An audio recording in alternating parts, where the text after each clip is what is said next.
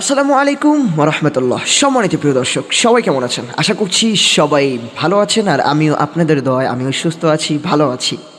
তো যাই হোক, দেখেন, একটা বিষয় নিয়ে কথা বলবো, সেটা হচ্ছে বর্তমান কথাগুলো চালাচালি হচ্ছে বেশি।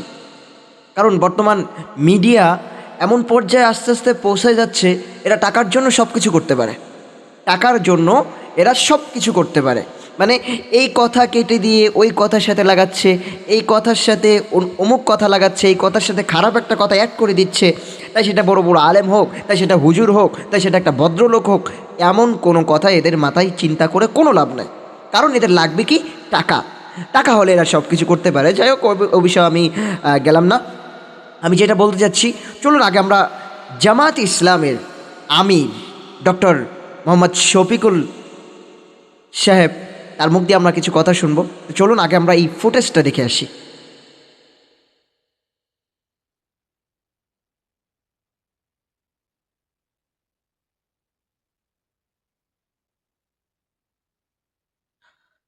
তো আপনারা সবাই দেখলেন যে উনি কি বলেছে, কত সুন্দর সুন্দর কথা বলেছে, শুনেছেন? সমস্ত কথা ওনার, আমার একান্ত বিষয়, একান্ত মতামত, সেটা হচ্ছে ওনার সমস্ত কথা জনগণের খেদমতের উদ্দেশ্য। এটাই হচ্ছে তার কথা। তো আমরা আশাবাদী করতে পারি। তো যাই হোক, এবার চলুন আমরা বিএমপি এবং জামাতের ভিতরে একটা, মানে দেখতেছি এই যে কথা কাটাকাটি, এই যে এর কথা লাগায় নিয়ে অমুকের জায়গায় লাগাই দিচ্ছে এই যে মিডিয়া, দেখছেন? তো এখানে দেখেন, জামাত ইসলাম যাই বলুক না কেন, এখানে কিন্তু কাউকে উদ্দেশ্য করে বলা হয়নি। বলা হয়েছে? বলা হয় না। এখানে দেখা যাচ্ছে কিছু কিছু দল গায়ে টেনে নিচ্ছে, আমাকে বলছে। যাক, আমি কিছু বলবো না, আপনার এই ভিডিওটা দেখলে স্পষ্ট হয়ে যাবে। তো চলুন আমরা এই ফুটেজটা দেখে আসি। এই মদিনা সনদের 1 থেকে 5 নম্বর ধারা পর্যন্ত প্রত্যেকটি হচ্ছে সকল ধর্মের মানুষের অধিকার সংরক্ষণের সনদ। সেখানে পরিষ্কার বলা হয়েছে, ধর্মের ভিত্তিতে কোনো নাগরিকের অধিকারকে বিভক্ত করা যাবে না। এই রাষ্ট্রে সকল নাগরিকের জীবন, সম্পদ এবং ইজ্জত সম্পূর্ণ নিরাপদ। এই রাষ্ট্রের সকল ধর্মের মানুষ নিজ নিজ ধর্মীয় আচার অনুষ্ঠান পালন করবেন অত্যন্ত নির্বিঘ্নে, নিরাপত্তার সাথে। কেউ কারো উপর হাত দিতে পারবে না, দুঃসাহস দেখাবে না। এই দেশের সকল ধর্মের মানুষ তাদের নিজ নিজ ধর্ম পালনে কোথাও বাধার সম্মুখীন হবে না। ইসলামের ধর্ম কারো উপর জোর করে চালানো যাবে না। পরিষ্কারভাবে এই সনদে এগুলো বর্ণিত আছে। সেই রাষ্ট্রে বলা হয়েছে তাদেরকে নির্বিঘ্নে ব্যবসা করতে দিতে হবে। যদি তাদের কাউকে বাইরের কেউ আক্রমণ করে, মুসলমানদের দায়িত্ব হবে তাদের পক্ষ নিয়ে লড়াই করা। আমরা সেই বাংলাদেশ চাই। আমরা সকল ধর্মের ভাইদেরকে বলি, যারা ধর্মের বিভাজন তৈরি করে মেজরিটি মাইনরিটি, তারাই আপনাদেরকে 53 বৎসর বড় কষ্ট দিয়েছে। আপনারা চিন্তা করে দেখুন, আমাদের দলের কেউ এই অপকর্মে জড়িত নাই, অথচ দোষ দেয় আমাদের ঘাড়ে। কোথাও কিছু হলেই যত দোষ নন্দঘোষ, সব করেছে জামাতে ইসলামী, কিন্তু আখের গিয়ে আর খুঁজে পায় না, প্রমাণ করতে পারে না, একটাও প্রমাণ করতে পারে না। সম্মানিত ভাইয়েরা, তারা নারী পুরুষের ব্যবধান এনে আমাদেরকে বলে জামাতে ইসলামী ক্ষমতায় গেলে এই দেশে মহিলারা বিপদে পড়বে। কেন বিপদে পড়বে? মহিলার তো মায়ের জাতি, আমরা তো তাদেরকে মায়ের মতো সম্মান করতে চাই, সম্মান করি। এর প্রমাণ আমাদের পরিবারের সদস্যবৃন্দ, তারা লেখাপড়া করে, তারা পেশাগত দায়িত্ব পালন করে, তারা সামাজিক দায়িত্ব পালন করে, তারা রাজনৈতিক দায়িত্ব পালন করে। আমি একটা ক্ষুদ্র মানুষ, আমিও তার প্রমাণ। আমার স্ত্রী একজন সংসদ সদস্য ছিলেন, তিনি একজন চিকিৎসক, তিনি রোগের সেবা করেছেন। এখন যদিও তিনি পারেন না, 2টি মেয়ে, তারাও চিকিৎসক, তারাও মানুষকে সেবা দেয়। একটি ছেলে, সেও চিকিৎসক, সেও মানুষকে সেবা দেয়।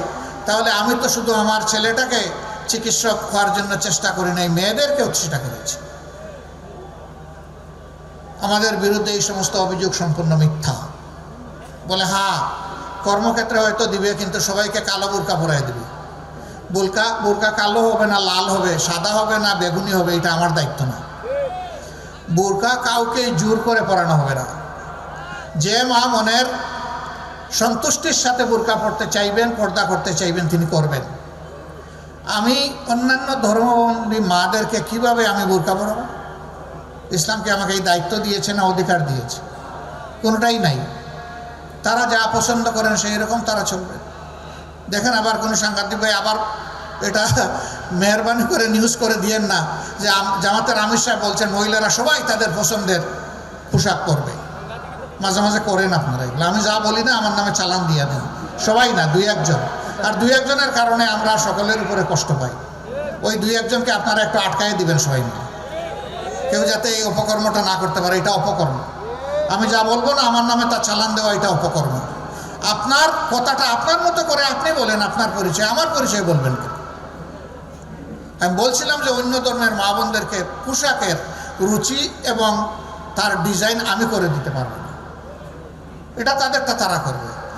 কেউ কেউ বলতে পারে মুসলমানদের মাঝেও তো অনেকে পোশাক সেই রকম পরেন না, হ্যাঁ, তাদের উপরে জোর কাটানো হবে না।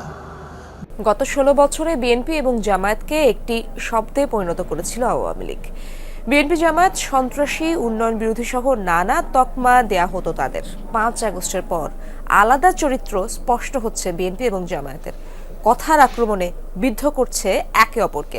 নেতারা বলছেন আদর্শিক কারণেই দল দুটি আলাদা। আরিফুর রহমান সবুজের প্রতিবেদনে বিস্তারিত।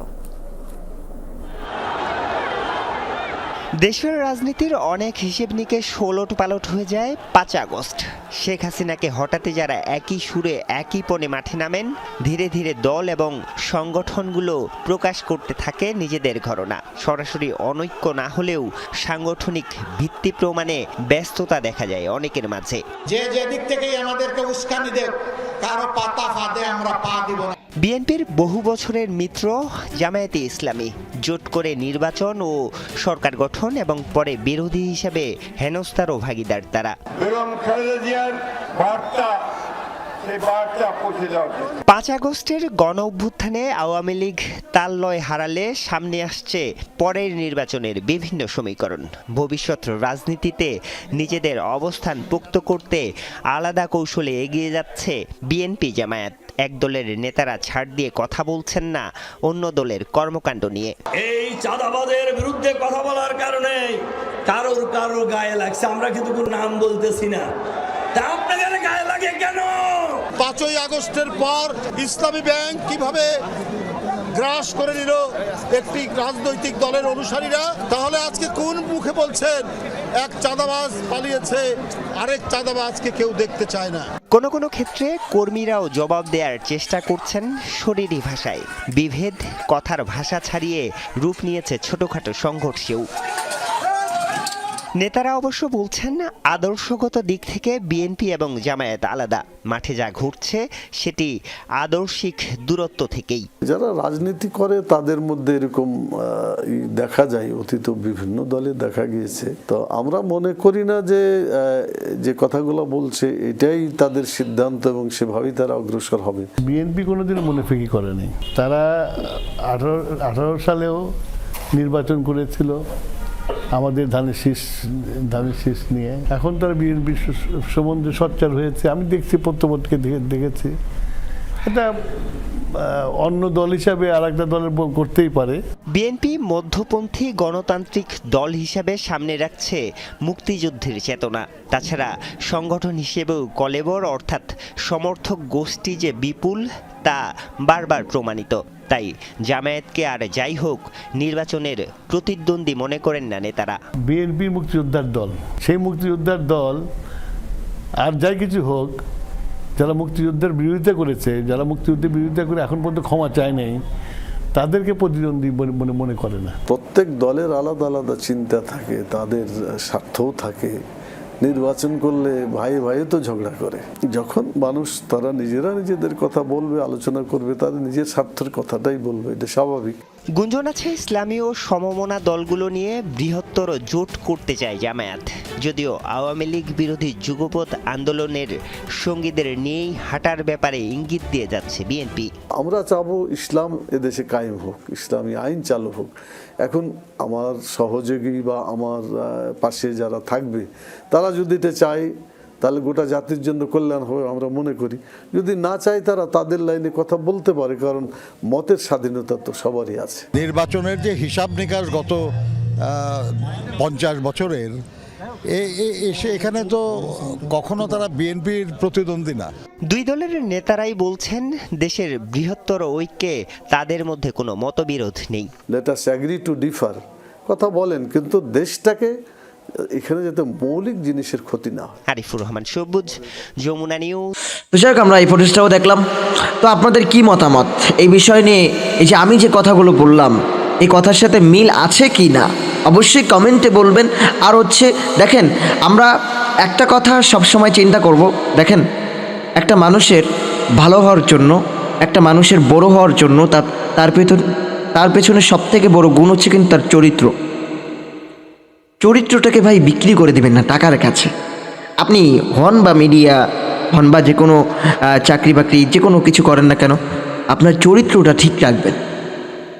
আপনি চরিত্রটা ঠিক রাখবেন, তাহলে দেখবেন আপনি দুনিয়াতেও ভালো থাকতে পারবেন, আখিরাতেও ভালো থাকতে পারবেন। ঠিক আছে না? আমাদের মহানবী হযরত মুহাম্মদ সাল্লাল্লাহু আলাইহি ওয়াসাল্লাম সর্বোচ্চ চরিত্রের অধিকারী ছিলেন। তার উম্মত হয়ে আপনি কেমন করে এমন চরিত্রের অধিকারী হতে পারেন? কেমন করে? তো যাই হোক, এটাই ছিল আমার আজকের কথা। তো অবশ্যই ভিডিওটা কেমন লাগলো অবশ্যই কমেন্ট করে জানাবেন। আর আজকের ভিডিওটা এই পর্যন্ত। ভালো থাকবেন, সুস্থ থাকবেন, আর অবশ্যই চ্যানেলের সাথেই থাকবেন আশা করি। আসসালামু আলাইকুম ওয়া রাহমাতুল্লাহি ওয়া বারাকাতুহু।